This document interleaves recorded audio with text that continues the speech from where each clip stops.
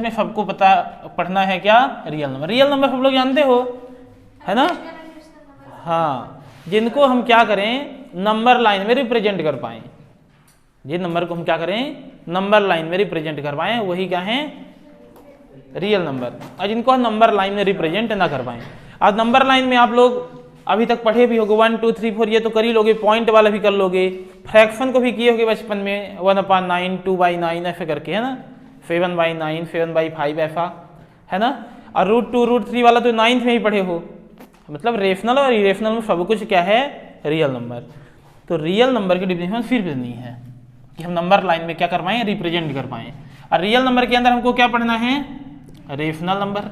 हाँ, नंबर जरूर पता होना चाहिए सबको, रेशनल नंबर और इरेशनल नंबर। ज़्यादा पता करने की ज़रूरत अब नहीं रही, क्योंकि जो इसके बारे में ज़्यादा जानकारी थी ना, जैसे 1.4 में क्या टर्मिनेटिंग नॉन टर्मिनेटिंग, वो रिड्यूस हो गया, वो हट गया।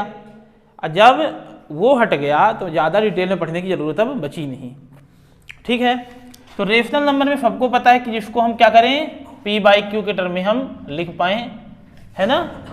तो वो क्या होगा, रेशनल नंबर। जिसको P/Q के टर्म में हम लिख ही नहीं पाए तो वो क्या है, इरेशनल नंबर।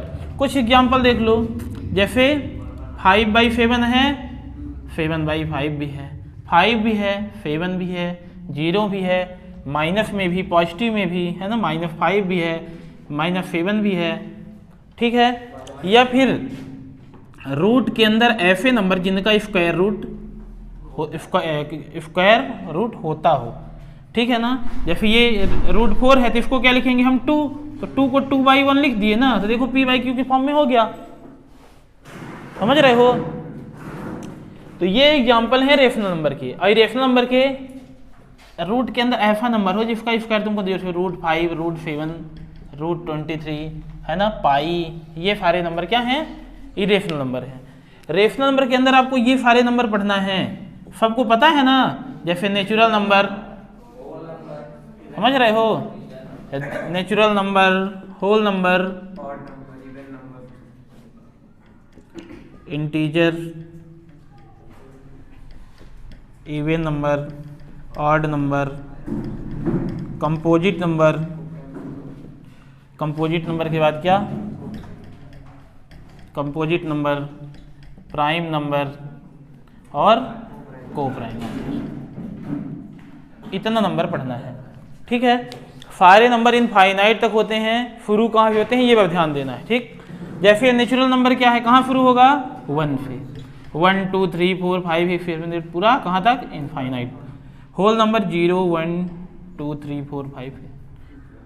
इंटीजर 0 भी इंटीजर है, इधर पॉजिटिव नंबर भी पूरा इनफाइनाइट, नेगेटिव नंबर भी -1। ठीक है, इवन नंबर 2 का मल्टीपल होना चाहिए, 2 से डिविजुअल नंबर ही क्या है, इवन नंबर 2 4 6 8 10 12 ऐसे इनफाइनाइट तक। ऑड नंबर 2 से डिवाइड नहीं होना चाहिए, 1 3 5 7 9 11 ऐसे। कंपोजिट नंबर पता है ना, स्मॉलेस्ट कंपोजिट नंबर क्या होता है, 4, जो 1 एंड इटसेल्फ के अलावा भी किसी थर्ड नंबर से डिवाइड हो जाए। जैसे ये 4, 1 4 के अलावा 2 से भी डिवाइड हो जाएगा ना। फिर 6 है, 8 है, 9 भी कंपोजिट नंबर है ना, 1 9 के अलावा 3 से भी डिवाइड हो जाएगा। प्राइम नंबर देखो इधर, जो किससे किससे डिवाइड हो, 1 एंड इटसेल्फ ओनली। तो एक और खुद से डिवाइड हो जाए तो वो क्या है, प्राइम नंबर। जैसे कि 2 3 5 7 11 13 17 19 23 ऐसे करके कहाँ तक, इनफाइनाइट तक। ठीक है, क्लियर हो रहा है। फिर इसके बाद को प्राइम नंबर, देखो ज़्यादा इसमें समझने वाली बात तो है नहीं, तो इसको तुम लिखते जाओ डायरेक्ट, मैं लिख के तुरंत इरेज करने वाला हूँ अभी। ठीक है, बिल्कुल शांत। ठीक है, आवाज़ नहीं करना, नोट करते जाओ। ठीक है, तो को प्राइम नंबर पर समझ लो कि ऐसे दो नंबर, मान लो कोई नंबर ए और बी हैं, तो इनका एचसीएफ क्या हो जाए, 1, मतलब कुछ भी कॉमन ना हो। जैसे एग्जाम्पल हैं 2 3 5 7, है ना, 9 7 5 8 3 5, ये सारे नंबर क्या हैं, कंपोजिट नंबर। ठीक है, तो रियल नंबर में ये सारे नंबर हमको पढ़ना है। ठीक है, इतना तो पता होना ही चाहिए। अब हम 10th मैथ्स में पहुंचते हैं, चैप्टर फर्स्ट में, कि हमको क्या पढ़ना है एक्सरसाइज के लिए। हमको सबसे पहले इस चैप्टर में सीखना है Euclid division lemma, Euclid division algorithm. तो एक यूक्लिड डिवीजन एल्गोरिथम तो हम अलग से सीखेंगे नहीं। हम देखो यूक्लिड डिवीजन एल्गोरिथम क्या है, एक प्रोसेस है, एचसीएफ फाइंड करने के लिए एक प्रोसेस है। तो वो डायरेक्ट हम क्वेश्चन ही करेंगे वहाँ पे, है ना, फर्स्ट एक्सरसाइज में। हाँ, यूक्लिड डिवीजन लेम्मा जरूर पढ़ेंगे हम, ठीक है, जल्दी से नोट करो।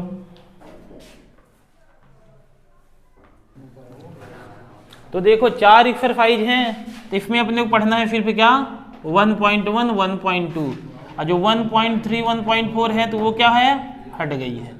अपने को फिर पढ़ना है 1.1, 1.2। तो 1.1 के लिए कुछ हम कॉन्सेप्ट सीखते हैं। हम सीखते हैं Euclid division lemma. Euclid division algorithm सीखेंगे नहीं अलग से, हम डायरेक्ट क्वेश्चन करेंगे वहाँ से यूक्लिड डिवीजन एल्गोरिथम का यूज करके। तो यूक्लिड डिवीजन लेम्मा, हेडिंग लगा लो Euclid division lemma. Euclid division lemma जो हम पढ़ेंगे ना, तो सब बचपन में आप पढ़े हो। देखो क्या है, ये बताओ कि जैसे ए अपना क्या है, ग्रेटर नंबर है बी से, तो अगर हम बी से ए को डिवाइड करें तो कोई भी कोएफिशिएंट क्यू आएगा और रिमाइंडर आर आएगा। तो पहले से ही जानते हो कि ए इक्वल टू क्या होता है, B Q plus are.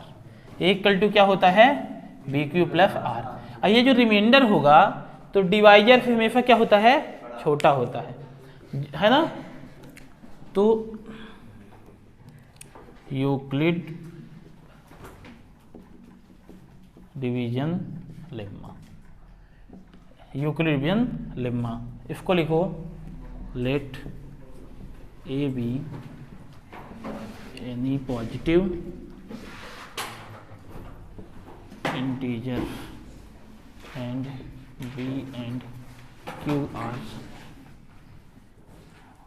Some integer, ठीक है।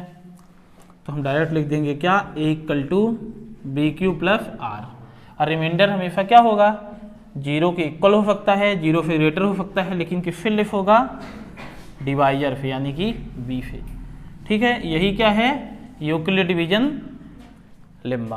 तो यूक्लिड डिवीजन लेम्मा से हैं 2 क्वेश्चन हैं, 2 नहीं 3-4 क्वेश्चन है, तो वहाँ से हम करेंगे, ठीक है, लिख लो इसको।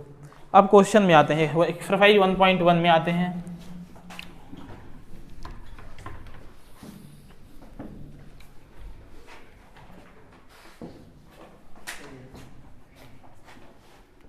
एक्सरसाइज 1.1 क्वेश्चन नंबर फर्स्ट में हम यूक्लिड डिवीजन एल्गोरिथम का यूज करके हम एचसीएफ फाइंड करना सीखेंगे अभी।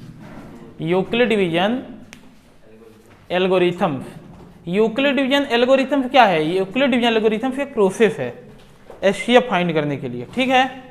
जो पहले लॉन्ग डिवीजन मेथड में नहीं करते थे एचसीएफ, पहले वही चीज़ है और कुछ नहीं, पर उसमें पूरा, चलो हो गया, इसको नोट कर लिए।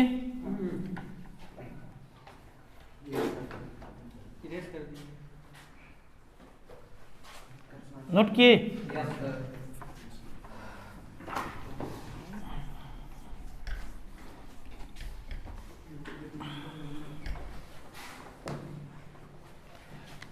तो क्वेश्चन नंबर फर्स्ट में हमको क्या करना है, एचसीएफ फाइंड करना है यूक्लिड डिवीजन एल्गोरिथम का यूज करके 135 225, इसका हमको क्या करना है, एचसीएफ फाइंड करना है।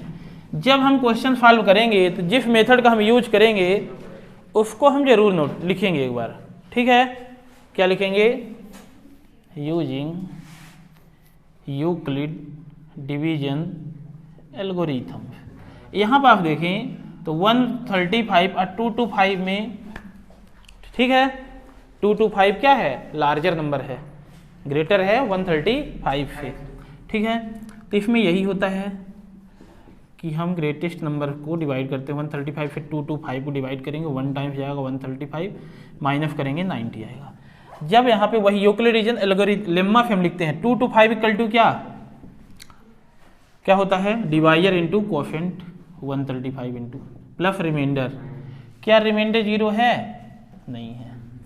अब देखो 135 से 90 को डिवाइड नहीं कर सकते, तो हम उल्टा करेंगे, 90 से डिवाइड करेंगे 135 को, 1 टाइम से जाएगा 45 बचा। ठीक, तो 135 इक्वल टू क्या लिखेंगे? Divisor into coefficient plus remainder. Remainder 0 है? नहीं है। 45 से 90 को 90 से 45 को डिवाइड नहीं कर सकते थे, तो हम 45 से 90 को डिवाइड करेंगे। जो ये प्रोसेस होती है यही है यूक्लिड डिवीजन। 90 को हम लिखेंगे फिर से divisor into coefficient plus remainder. Remainder 0 आया, किससे डिवाइड किए हो तो रिमाइंडर 0 आया है। फाइनली जब 45 है तो एचसीएफ ऑफ 135 225 इक्वल टू 45, यही आंसर है। ठीक है, ऐसे यूक्लिडियन एल्गोरिथम के यूज करके हम एचसीएफ फाइंड करेंगे। ठीक है, क्वेश्चन नंबर सेकंड थर्ड कर लोगे?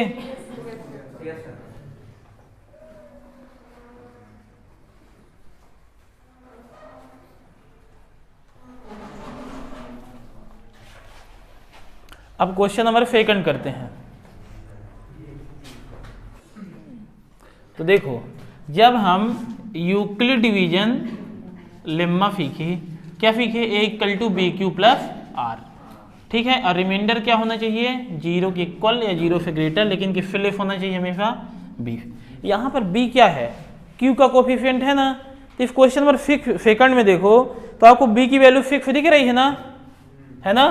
Late A B any positive odd integer and B equal to 6, फिर इतना लिख दो, है ना, बाय यूक्लिड डिवीजन लेम्मा। कितना होता है? A equal to B Q plus r, और रिमाइंडर किससे हमेशा छोटा होना चाहिए? 0 के इक्वल या ग्रेटर, हमेशा लेस होना चाहिए किससे? बी से। लेकिन यहाँ बी इक्वल टू कितना है? 6, यानी कि इसको मैं इस तरह लिख सकते हैं 6 क्यू प्लस आर। रिमाइंडर क्या होना चाहिए? 6 से लेस। मतलब यहाँ रिमाइंडर क्या क्या पॉसिबल है? पॉसिबल रिमाइंडर क्या है? इक्वल टू 1 2 3, 0 भी पॉसिबल है ना, 0 1 2 3 4 5। लेकिन हमको चाहिए क्या?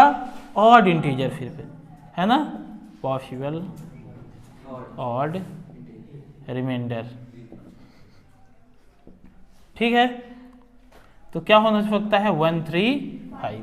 तो एक बार हम क्या ले लें? For R equal to 1, R equal to 3, equal to 5, value put करो। इसी में इसको बल्कि दे दो इक्वेशन नंबर फर्स्ट, ऐसे करके इक्वेशन नंबर फर्स्ट बार बार पुट करो। ए इक्वल टू क्या हो जाएगा? 6 क्यू प्लस 1। इधर क्या हो जाएगा? A equal to 6 q plus 3, a equal to 6 q plus 5। बस ऐसे चाहो तो डिब्बा बना लो, नहीं तो फिर ऐसे ही दे देना है आंसर। ठीक है, तो इस तरीके से हम क्या कर सकते हैं? पॉजिटिव ऑड इंटीजर्स लिख सकते हैं। उसको बंद कर दो गेट को। ठीक है, ये रहा second number question. Third number question में खुद से यूक्लिड डिवीजन एल्गोरिथम का यूज करके आप एचसीएफ फाइंड कर लेना। ठीक है, क्वेश्चन नंबर 4 5 बता रहे हैं।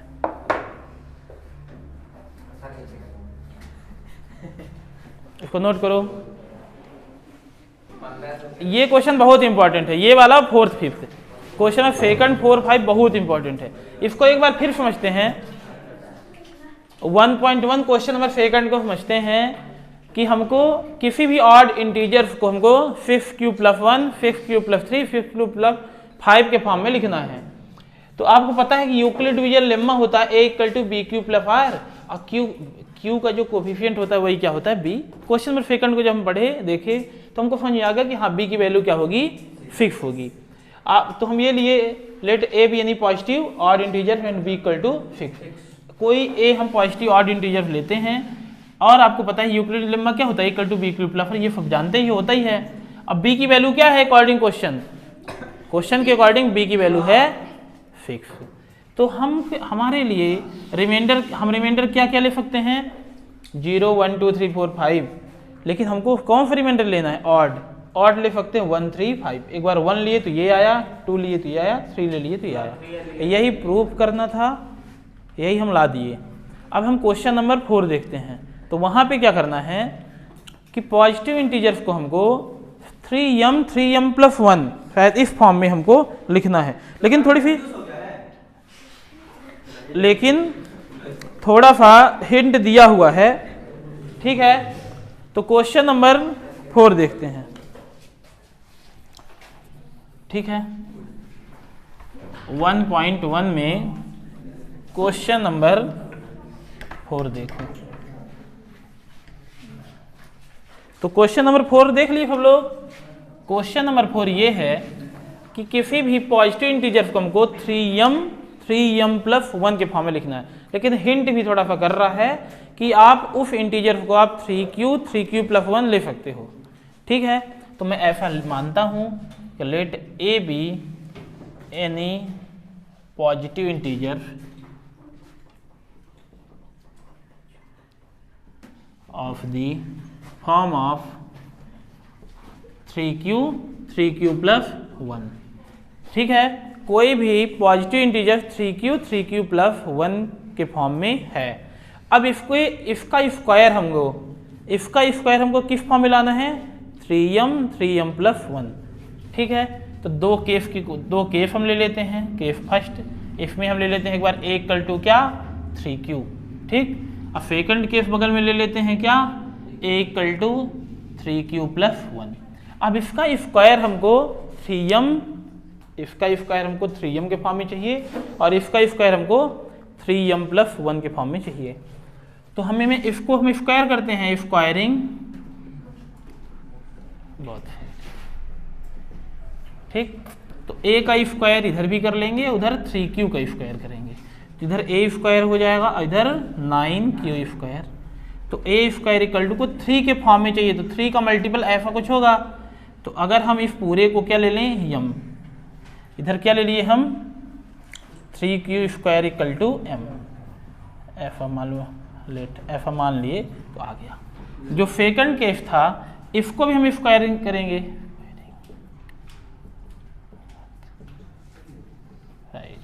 इसका जब हम स्क्वायर करेंगे तो इस बार डायरेक्ट इधर तो ठीक है, और इधर a+b का होल स्क्वायर का फार्मूला लगेगा, ठीक है। तो क्या फार्मूला होता है a² + b² + 2a, 9q² 1² 6q। इसको पहले हम 9q² फिर 6q + 1 ऐसे लिख सकते हैं। फिर हमको जो प्रूव करना है 3m+1, तो 1 तो आ चुका है, उसको हम डिस्टर्ब नहीं करेंगे। हम इसको सिंप्लीफाई करके 3m के फॉर्म में लिखते हैं।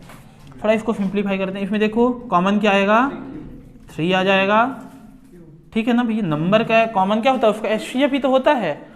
इधर मिनिमम पावर q ले लिए, कॉमन का मतलब डिवाइड करेंगे तो आ जाएगा 3 3 × 9 और 1 3 2 × 6 + 1।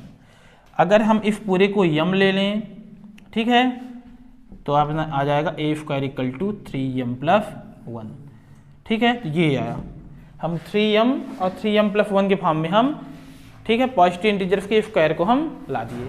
अब क्वेश्चन देखो क्या है, इसमें हमको दो चीजें लानी थी 3m+1, और जो क्वेश्चन नंबर 5 है उसमें क्यूब तो ठीक है, क्यूब कर देंगे, कोई प्रॉब्लम नहीं है। उसमें 3 चीजें लानी थी 9m, 9m+1, 9m+8। तो उसके लिए हिंट भी जो किया है, तो 3 तो इंटीजर ले सकते हैं 3q+1, 3q+2। तो उसमें 3 केस अलग अलग लेंगे, क्यूब करेंगे, फिर सॉल्व होगा। नोट करो। तो देखो क्वेश्चन नंबर 5 को हमको 3m+1, 3m+8 के फॉर्म में लिखना है, ठीक है। तो let a be any positive integer, हाँ ठीक है 9m है। Let a be any positive integer of the form of 3q, 3q+1 and 3q+2, ठीक है। इसको हम ले लेते हैं कि कोई positive integer 3q, 3q+1, 3q+2 है, ठीक है। अब उसका क्यूब हमको चाहिए 9m, 9m+1, 9m+8 के फॉर्म में। तो 3 केस लेना होगा। केस फर्स्ट में हम ले लेते हैं a = क्या 3q। अब क्यूब कर लेते हैं इधर, तो a क्यूब हो जाएगा, इधर 27 होता है, लेकिन हमको 9 का मल्टीपल चाहिए, तो मैं ऐसे लिख सकता हूँ ना, 9 3 जा, इस पूरे को क्या ले लूँगा मैं, m, तो a क्यूब इक्वल टू क्या, 9m। ठीक है, ऐसे केस सेकंड में a इक्वल टू क्या, 3 क्यूब प्लस 1, इसका जब क्यूब करूँगा तो a क्यूब हो जाएगा इधर, इधर 3 क्यूब प्लस 1 का क्यूब, तो a प्लस b का होल क्यूब क्या होता है formula, a cube plus b cube plus 3 और a square b plus 3a और b स्क्वायर। इसको हम सिंप्लीफाई करते हैं, ठीक, ब्रैकेट ओपन करते हैं, इधर a क्यूब, इधर 3 का क्यूब 27 क्यूब, 1 का क्यूब 1 हो गया, 3 इधर 9 क्यू स्क्वायर, 3 3 जा 9 क्यू, 1 स्क्वायर 1, तो पहले इधर 27 क्यू क्यूब, फिर 9 3 जा 27 क्यू स्क्वायर, और उधर 9 क्यू और 1 कांस्टेंट को सबसे आखिरी में लिख लेते हैं। ठीक, अब मुझे इसको किस फॉर्म में देखना है, 9m प्लस 1 आ चुका है, इसी को थोड़ा सिंप्लीफाई करके मैं थोड़ा सा 9m बनाता हूँ।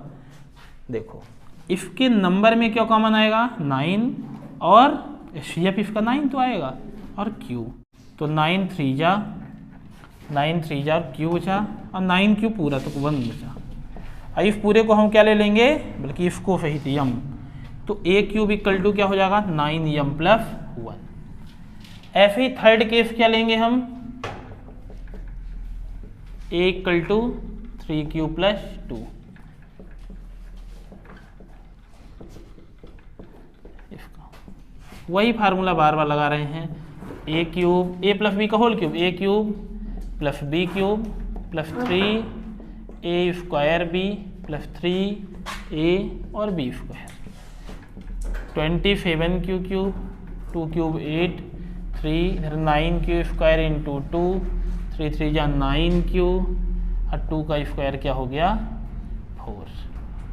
ठीक है, तो a क्यूब पहले 27 क्यू क्यूब, फिर क्यू स्क्वायर वाले थोड़ा देखो इधर, 9 3 जा 27 क्यू स्क्वायर, और 9 6 जा 54 क्यू प्लस 8, इसको मुझे चाहिए 9m प्लस 8, तो 8 ठीक है, इसको थोड़ा सिंप्लीफाई करके मैं 9m बनाता हूँ। क्या कॉमन आएगा इसमें, कुछ गड़बड़ है कहीं कैलकुलेशन क्या, ठीक है देखते हैं, इधर 9q कॉमन आ गया, तो 9 3 जा और q स्क्वायर, 9 3 जा q, और 9 6 जा, और q तो है ही है, एक ही था तो बाहर है, इस पूरे को हम क्या ले लेंगे m, तो a cube equal to 9m plus 8।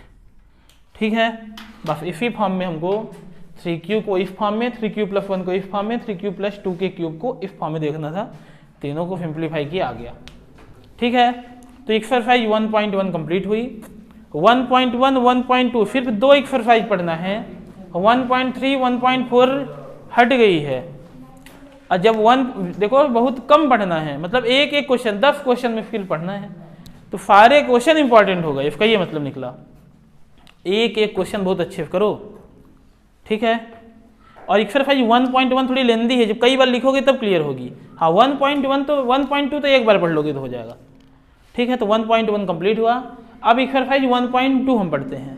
तो 1.2 के लिए आपको क्या क्लियर होना चाहिए, 1.2 के लिए प्राइम फैक्टर सबको आना चाहिए, और प्राइम फैक्टर तभी आएगा जब डिविजिबिलिटी रूल क्लियर हो। ठीक है, डिविजिबिलिटी रूल अगर पता है आपको 2 का 3 4 5 6 7 8 9 10 11 तभी क्लियर हो पाएंगी बात। ठीक है, तो एक्सरसाइज 1.2 में चलते हैं, सीखते हैं प्राइम फैक्टर। अब प्राइम फैक्टर के पहले डिविजिबिलिटी रूल सबको पता है, 2 का यूनिट डिजिट में क्या दिखना चाहिए, 0 2 4 6 8, मतलब यूनिट डिजिट 2 से डिविजिबल होनी चाहिए। 3 का क्या होता है रूल, डिजिट का सम 3 से डिविजिबल होना चाहिए। 4 लास्ट 2 डिजिट 4 से डिविजिबल होनी चाहिए। 5 के लिए लास्ट डिजिट 5 से डिविजिबल होना चाहिए, मतलब लास्ट डिजिट में 0 5 0 या तो 5 दिखना चाहिए। 6 का यही होता है 2 3 से, तो 6 की जरूरत भी ऐसे भी नहीं पड़ेगी, क्या प्राइम नंबर है। 7 का क्या होता है, 7 के कई होते हैं, आप नॉर्मली सीखे होंगे कि यूनिट डिजिट का डबल टोटल में से माइनस कर देंगे, फिर 7 पे डिविजिबल होना चाहिए। ज़्यादा फायदा तो नहीं मिल पाता, एक डिजिट का जरूर लाभ होता है। फिर 8 का क्या होता है, लास्ट 3 डिजिट 8 से डिविजल होना चाहिए। 9 का क्या होता है, डिजिट का सम 9 से डिविजल होना चाहिए। 10 का क्या होता है, लास्ट डिजिट में क्या 0 दिखना चाहिए। 11 का क्या होता है, इवन प्लेस पे जो है, ऑड प्लेस पे जो डिजिट रहेंगे उनका सम करेंगे, इवन प्लेस पे जो डिजिट रहेंगे उनका सम करेंगे। अब दोनों का डिफरेंस देखेंगे तो या तो 0 होना चाहिए या जो डिफरेंस हो 11 से डिविजल होना चाहिए। तो मिनिमम 11 तक को तो पता होना चाहिए, बाकी 13 का, 17 का, ऐसे भी 23 का, 19 का अगर ये भी पता है तो बहुत अच्छी बात है। नोट करो जल्दी से। फिर 1.2 में चलते हैं, प्राइम फैक्टराइजेशन मेथड के यूज करके एलसीएम से सीखते हैं। तो प्राइम फैक्टराइजेशन जो लोग प्राइम फैक्टर कर लेंगे ना, तो ये एक्सरसाइज बहुत ईजी हो जाएगी उनके लिए। अब प्राइम फैक्टर वही कर पाएगा जिसका डिविजिबिलिटी रूल क्लियर हो। डिविजिबिलिटी रूल सबको पता है ना, ठीक है। तो सबसे पहला काम है क्वेश्चन नंबर फर्स्ट में एक आध क्वेश्चन दो प्राइम फैक्टर करते हैं, उसी तरह से आप भी करना। जैसे 156 बताओ, ये नंबर हम 2 से स्टार्ट करते हैं, 2 से डिविजिबल है कि नहीं है। हम यूनिट डिजिट देख लिए, समझ में आ गया, 0 2 4 6 8 है ना। जब 2 से डिवाइड किए, 2 से बन जा 2 8 जा, फिर 2 से डिवाइड हो जाएगा, 2 3 जा 2 9। अब 2 से नहीं होगा, 9 से 3 से होगा, 3 1 जा 3 3 जा। आप देख सकते हो कि जो नंबर 156 था, इसके इक्वल टू मैं क्या लिख सकता हूँ, 2 इंटू 2 इंटू 3 इंटू 13, मतलब 2 आया 2 टाइम, 3 आया 1 टाइम, 13 आया 1 टाइम। मतलब इधर सिर्फ आपको प्राइम नंबर दिख रहे हैं, इसकी जगह पर हम ये लिख सकते हैं, है ना, फिर प्राइम नंबर। यही है प्राइम फैक्टर। प्राइम फैक्टर सब लोग इसी तरह कर लेना, है ना, डिवाइड कर करके। जो लोग प्राइम फैक्टर कर लेंगे, एलसीएम एचसीएफ तो निकालना बहुत सिंपल है ना। तो क्वेश्चन नंबर सेकंड लेते हैं, 2691, ठीक है। क्वेश्चन नंबर सेकंड लेते हैं, इसको नोट करने की कोई जरूरत नहीं है। देखो क्वेश्चन नंबर सेकंड है कि 26 और 91 प्राइम फैक्टराइजेशन मेथड का यूज करके हमको एलसीएम और एचसीएफ फाइंड करना है, ठीक है। तो देखो फर्स्ट पहला काम है, इसका प्राइम फैक्टर करते हैं 26 का। 2 13 टाइम्स, 13 1 टाइम्स, मतलब 26 इक्वल टू आप 2 इंटू 13 लिख सकते हैं। एक लड़का है, कौन बात कर रहा है, सिर्फ एक ही बात कर रहा है। 26 equal to 2 into 13, 2 1 time, 13 1 time. 91 का प्राइम फैक्टर करेंगे तो ये नंबर 2 से डिवाइड नहीं होगा, क्योंकि यूनिट डिजिट में देखा 0 2 4 6 8 नहीं है। फिर 3 से देखता हूँ तो डिजिट का सम किया, 9 1 10, 10 3 से डिवाइड नहीं होगा, ठीक है। फिर अगला प्राइम नंबर देखेंगे, 4 के लिए भी चेक करेंगे, 4 प्राइम नंबर थोड़ी है, 5 के लिए चेक करेंगे, ये 5 से डिवाइड नहीं होगा। फिर 7 से, तो 7 से हो जाएगा। कौन है प्रतीक, तुम बात कर रहे हो? हाँ 50 बच्चों में एक बात तुम ही बात कर रहे हो अभी से 10-15 मिनट से। देखो 7 से 13 टाइम, 13 1 टाइम। आप 91 को ऐसे लिख सकते हो, 7 इंटू 30, 7 1 टाइम, 13 1 टाइम। ये तो प्राइम फैक्टर की बात रही, ये तो प्राइम फैक्टर किया गया अभी तक, ठीक है। जो प्राइम फैक्टर कर लेगा यहाँ तक, ये तो बहुत सिंपल है, कर ही लोगे। अब इसके बाद वाला काम और आसान है, बहुत ही सिंपल है। देखना अब मैं एलसीएम एचसीएफ कैसे लिखता हूँ, देखना मैं एलसीएम कैसे लिखता हूँ। एलसीएम में लिख रहा हूँ, एलसीएम आप 26 एंड 91, ठीक है। एलसीएम ऐसे लिखूंगा, जितने नंबर इन्वॉल्व हैं प्राइम फैक्टर करने के लिए, दोनों के लिए, ठीक है, जितने नंबर इन्वॉल्व हैं इधर सभी की मैक्सिमम पावर लिखना है। आपको इधर कौन कौन से नंबर दिख रहे हैं, मुझे 2 दिख रहा है, 7 दिख रहा है, 13 दिख रहा है, इसकी मैक्सिमम पावर। 2 कितने टाइम्स मैक्सिमम, 1 टाइम, और 7 भी 1 टाइम, 13 भी, इनका मल्टीप्लाई करोगे आ जाएगा 182, ये हो जाएगा एलसीएम। अब मैं एचसीएफ लिख रहा हूँ, एचसीएफ आप 26 एंड 91। इसमें क्या करना है, इन दोनों को प्राइम 26 और 91 को जब प्राइम फैक्टर किए हम, तो इन दोनों के लिए कॉमन नंबर कौन सा है, जो भी नंबर कॉमन है उसकी मिनिमम पावर लिखना है। तो दोनों के लिए क्या है 13, अब मिनिमम पावर है 1, मतलब इसका स्टेप क्या हो गया 13। ये तो क्या किए हम, किसी दो नंबर का एलसीएम एचसीएफ फाइंड किए प्राइम फैक्टराइजेशन मेथड का यूज करके। ठीक है, एक छोटा सा और कॉन्सेप्ट होता है कि किन्हीं भी दो नंबर का प्रोडक्ट उनकी एलसीएम एचसीएफ के प्रोडक्ट के इक्वल होता है, उसको थोड़ा सा हम वेरीफाई करते हैं। तो आप देखो कि जो दो नंबर हैं 26 एंड यहाँ पे लिखेंगे हम प्रोडक्ट ऑफ टू नंबर, बल्कि ले लो ए बी, किसके इक्वल हो जाएगा, product of two number LCM of A B and HCF of A B. कोई भी दो नंबर ए बी हैं अगर, तो उनका हम प्रोडक्ट करें, मल्टीप्लाई करें आपस में, उनकी एलसीएम इसके तो इक्वल होगा। जैसे यहाँ पे देखो तो दो नंबर कौन कौन से हैं 26 91, तो इनका एलसीएम क्या है 26। जैसे दो नंबर का प्रोडक्ट करेंगे ना तो इनका एलसीएफ और एचसीएफ के प्रोडक्ट के इक्वल होगा। इसको हम वेरीफाई करते हैं। तो इन दोनों का नंबर का मल्टीप्लाई थोड़ी सी करो तो कितना आता है, इसका एलसीएम अभी भी निकाले हैं 182, एचसीएफ कितना निकाले हैं 13 2 जा 26,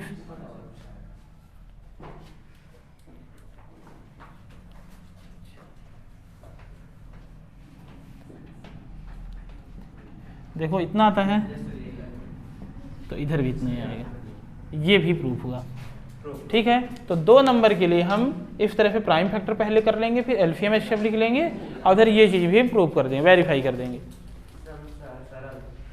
ठीक है, तो ये बहुत ही इंपॉर्टेंट क्वेश्चन है।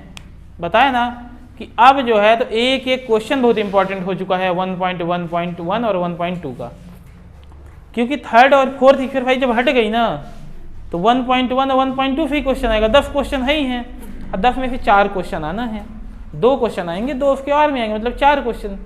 और 10 में 4 क्वेश्चन आने का मतलब पेपर आउट टाइप है, मतलब क्वेश्चन आपको पता है, ये समझ सकते हो।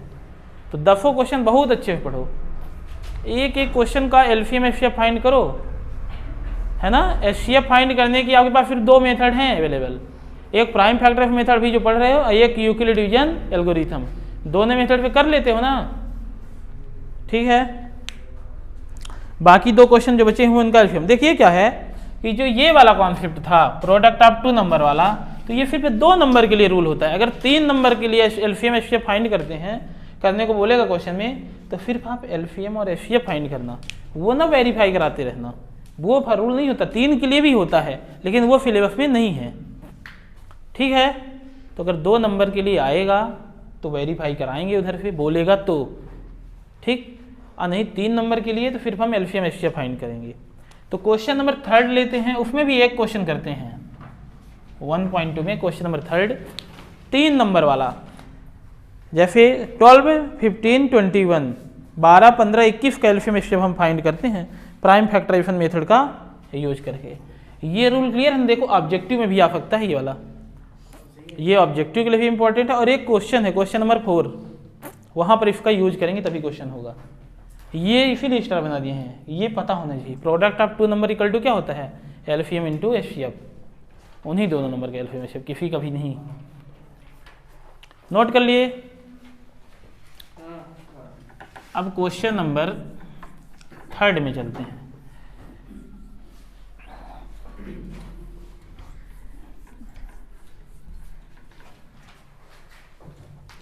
तो 12 और 15 21 का हम एलसीएम एचसीएफ फाइंड करने वाले हैं इस मेथड का यूज करके, प्राइम फैक्टराइजेशन मेथड का यूज करके। अभी मैं 1.2 पढ़ रहा हूँ इसलिए नहीं लिखूंगा, और जब एग्जाम में आएगा ना क्वेश्चन तो आप जो मेथड यूज करना उसको लिखना, यूजिंग यूक्लिड डिवीजन एल्गोरिथम, या फिर ये जो ये है प्राइम फैक्टराइजेशन मेथड, जो भी मेथड यूज करना उसको पहले बता देना फिर यूज करना। ठीक है, तो देखो इसको हम फॉलो करते हैं। 12 15 21 को पहले 12 का प्राइम फैक्टर करेंगे, 2 6 टाइम जाएगा, 2 3 टाइम, फिर 3 1 टाइम, फिर 15 को हम लिखेंगे 3 5 जा 5 21 3 7 जा 7 जा। तो कुल मिला के 12 को हम लिख सकते हैं 2 टाइम्स है 3 1 टाइम। देखो 12 का जब हम प्राइम फैक्टर किए तो 2 2 टाइम्स आया, 3 1 टाइम्स आया। जब 15 का किए तो देखो 3 भी 1 टाइम्स आया और 5 भी 1 टाइम्स आया। और 21 को किए तो 3 1 टाइम्स आया और 7 1 टाइम्स आया। 2 2 जा 4 3 जा, तो ये सब करने की जरूरत नहीं, फॉलो थोड़ी करना है, वो तो इतना ही आएगा। देखना अब मैं एलसीएम एचसीएफ लिख रहा हूँ, ठीक है, एलसीएम एचसीएफ में लिख रहा हूँ। देखो एलसीएम क्या होगा, जितने नंबर इधर दिख रहे हैं प्राइम फैक्टर किए हैं तो मुझे दिख रहा है 2 3 5 और 7। एलसीएम के लिए उनकी मैक्सिमम पावर, जैसे 2 वहाँ पे 2 टाइम्स है, 3 1 टाइम्स है, 5 1 टाइम्स है, 2 3 जा 4 3 जा 12 5 जा 50, शायद इतना आएगा। एचसीएफ तीनों में से जो कॉमन आया, तो 3 कॉमन दिख रहा है, उसकी मिनिमम पावर 1 टाइम्स है, तो 3 इसका क्या हो गया एचसीएफ। अब उधर वेरीफाई कराने की जरूरत इसमें नहीं है, तो सिर्फ ये 3 नंबर, अगर 3 नंबर वाला 3 नंबर दे दिया और फिर एलसीएम एचसीएफ फाइंड करना है तो प्राइम फैक्टर करना है, एलसीएम एचसीएफ फाइंड कर देना बस, ठीक है।